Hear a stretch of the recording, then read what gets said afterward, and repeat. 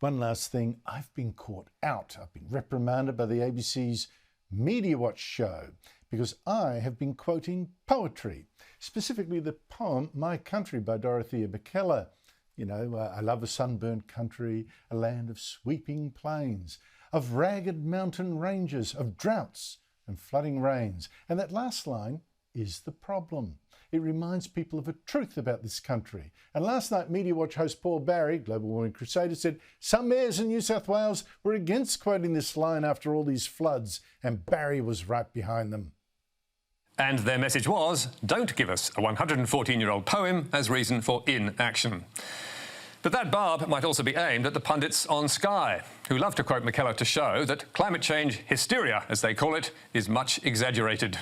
It seems our experts keep forgetting that Australia really is a land of droughts and flooding rains.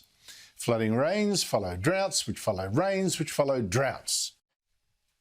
But Paul, the reason I quote that poem is because it tells a truth in a memorable way, a truth the science backs up, if you'd bother to check. Here's the rainfall figures over the century for eastern Australia. National figures show much the same. Rains followed by droughts, followed by rains with no real trend. The biggest dry spell in the 1920s and 30s, and then the rains returned. They always do. It's like poetry, Paul, a real consolation when so many people are losing their heads, as Rudyard Kipling would have said in a poem. But I'm out of time.